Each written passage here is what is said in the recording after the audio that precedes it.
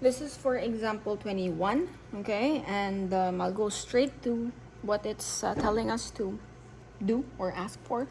All right, now first thing, a new concept that you need to remember here is that if x is a discrete random variable that represents the gain of a player, then we say that ex is equal to 0, and then we conclude that the game is fair. Okay, so that is found on page 346 of your book. So in case you are asked to comment if what you have is fair or not, or if that does come up in a future exercise or an IB style question, just recall that if if e of x equals 0, we say that the game is fair. Okay, and then you have that entire definition in your textbook, so please just study that, remember it. Okay, so example 21, we have a table, and then the problem also tells us that they are designing a dice game to raise funds, so on and so forth, and then you have an incomplete probability distribution table as such. Okay, we are also told that the expected value is 67 over 20. Okay. Letter A, determine the missing entries in the table and then find the probability distribution function. Okay, well, how will you do this? Well, first things first, because it is incomplete, you will not force yourself to guess or figure out something that can't be solved yet. So, because I don't know the probability for 4 and 6, I will label that as A and B. Okay? It is important that you use different letters because you won't assume that these will just exactly be the same. Okay? So A represents a particular probability for 4, and B represents a particular probability for 6. Okay? Now, what else can we draw out of this? Well, if you recall, if I were to add all of these, okay, from the previous videos and discussion, remember that they should always equal 1, all right? Meaning to say, if I need to solve for A and B, I need to kind of come up with a system of linear equations, okay? And that's also the reason why the problem tells me it generalizes to a linear model. Okay, so what does that mean? That means, okay, my first equation could be a plus b is actually equal to 1 minus the given values that I have. Okay, so that's going to be 11 over 40 minus 1/4 minus 1/8. Now, why is that so? Again, because a plus b, okay, if I move this to the other side, it should equal 1. Or if that confuses you, another way I can put this is I can say a plus b, so I'll put or here, a plus b plus 11 over 40 plus 1/4 plus 1/8, this should equal 1. Okay, these two are equivalent, all right? This is how your book presents it. You could also write it this way because in your mind, you should be thinking, if I add all of these, I should get 1 as the total answer. Okay, so, and then I could kind of simplify this further, all right? And in your book, it goes ahead and it solves for this part. It's telling us that this should equal 7 over 20, all right? So if I were to write it here, yeah, that's correct. If I write that here, that will be a plus b. And then I will just solve this. Let me do that right now. I don't think the answer should be exactly the same. 11 over 40 plus 1/4 plus 1/8. That should give me 13 over 20. So that's going to be equals 1. And then if I do 1 minus 13 over 20, I should get 7 over 20. So I still get the same thing, right? If I move this to the other side, I get that a plus b equals 7 over 20. I think it's easier to look at if it's presented this way rather than the way your book does it, but it's the same thing. Okay, so that's my first equation, okay? I'll put a star or something so I remember it. And then what else can I do? I obviously can't do anything if I just have 1. So I will now use the given expected value. It's there for a reason. Do I know how to work with a table given an expected value? I should. You should. Okay? Because if you recall, if I have a table and I have an expected, what does that mean? I will just multiply each one as such, and then that should equal my expected value. So, second part, I'll use my, I can find my pen. Here. I'll use my black pen for this. I will do 1 multiplied by 11 over 40. Okay. Plus 2 multiplied by 1/4, plus 4 multiplied by A, plus 6 multiplied by B, plus 7 multiplied by 1/8, and that should give me my expected value, which is 67 over 20. Okay, so now if I were to simplify this, okay, I will combine these ones. All right, I want to shortcut this because it's in your book, but for your benefit, I will do this step by step. So 11 over 40 plus 2/4, because 2 times 1/4 is just 2 over 4. So I'm going to add this plus 7 over 8, because 7 times 1/8 is 7 over 8. Okay. This part alone gives me, if I were to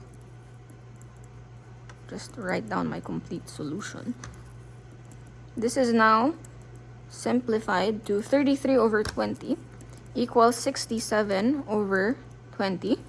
Move this to the other side, transpose that. I have 4a plus 6b equals 67 over 20, 33 over 20, that is 17 over 10. Okay, so now I have 2 equations. Okay, system of equations. I hope you guys remember that. You may use your calculators to what is this, equation solver or something like that. We can talk about it in class, but I assume you guys know how to use your calculators to find the values for a, given that you have 2 equations. I could also do this manually. Okay, and I won't do it here because it will take forever. But if I were to do this manually, I would, let's say, isolate a here. So a will be 7 over 20 minus b. And then I'm going to substitute that into my a here so that I get a value for b. And then whatever value for b I get, I'll substitute it in either equation, and I should be able to solve for a. If you need help with that, please come to extra help. But again, you're allowed to use your calculator, so that will make it faster for you. To make the long story short, solving this, I should get the following values for a. So this one, this one, and this one should yield a equals 1 over 5, and b equals 3 over 20, and that is exactly what I want, right? It's asking us to find the missing entries, and that's particularly letters A, or variables A and B. Okay? And then of course, what else is it asking? Hence, find the probability distribution. So what that means now is I can finally replace A and B here. I'm not going to redraw the table anymore. Okay? Now, how do you find the probability distribution? All you need to do is, let's see, what do they do? 1 over 40 is what they're saying. 12 minus x. Okay? It's telling us to look for a pattern in the probability distribution table. Okay? Or, alternatively, apply the general equation for a linear function. Okay? So if I were to, now let's make this faster. If you look at, it's telling us that f of x equals p x, again this is just standard notation, equals 1 over 40, 12 minus x. Okay, if I distribute this, I should get a linear function of the form y equals mx plus c, or y equals mx plus b. And let me check that right now. 140 times 12. If I expand this should be 310 minus 1 over 40x.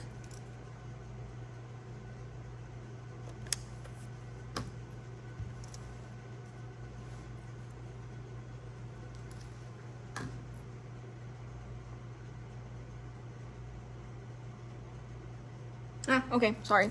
I was lost for a moment. Okay, so if you notice, when they completed the table, so this is the reason why I made a mistake, is because I simplified this, okay? Because in the previous part of the question, it was simplified, but really, the original one would be 10 over 40, okay, without simplifying. And the reason why you wouldn't simplify is because you want to make sure that your denominators are all the same, okay? So if you make sure that the denominators are the same, so keep them all in 40, this one stays the same. 1/4 earlier, if I want to make it have a denominator of 40, I will multiply that by 10. This one, I want it to have a denominator of 40, so I will multiply it by 8. And now this should turn into 40, and then this will now be 8. Okay? And then the 3 over 20, I want it to have a denominator of 40. So I multiply that by 2. So this will be 6 over 40 now. And then 1 over 8 will change it into a denominator of 40. This should be 5 over 40. Okay? So again, why did I do that? Because I need to find a general rule for all of my values. If you recall our discussion on piecewise functions, you're kind of looking at a bunch of data and you're trying to kind of come up with a generalization of these things. So here, because 40 initially is my largest denominator, if you go back to the initial table on page 346, it's just easier to make all of the denominators be 40. Okay, and then now that all my denominators are 40, it's easier to kind of find a pattern, and that's what they did here. Okay, and this is the part where it'll require trial and error. Okay, the common factor of 11 over 40, 10 over 40, 8 over 40, 6 over 40, and 5 over 40 is actually just 1 over 40. Okay, you can't get another fraction that will be common to this. It's just 1 over 40 because 11, 10, 8, 6, and 5, okay, the common factor is 1, all right? So if I were to remove 1 over 40, all right, how do I get, or what should I put so that I end up with this value, all right? Well, in this case, if I put 1 over 40 out, if x equals 1, 12 minus 1 is 11, and I get 11 over 40. That is indeed my value here. Right? If I plug in 2 into my rule, 12 minus 2 is 10, and I do indeed get 10 over 40. Okay? If x is 4, 12 minus 4 is 8, and 8 times 1 over 40 is 8 over 40, and so on. All right? So I actually will omit this part where it says y equals mx plus c, because this is just similar to the piecewise function discussion that we had, wherein you just have to find a general rule for all of the values involved. Okay, and in this case, okay, you need to kind of make them all look alike, so it's easier to come up with a generalization for them. All right, so apologies for that pause. I wanted to make this smoother, but at first glance, it is indeed sometimes a bit confusing, but that is how you would do that last part if it's asking us to find the function.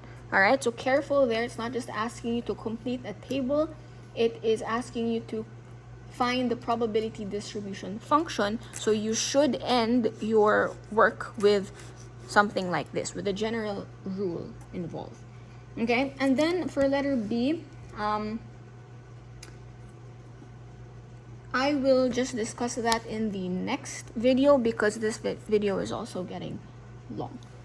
All right, so this is how you would do letter A for the example.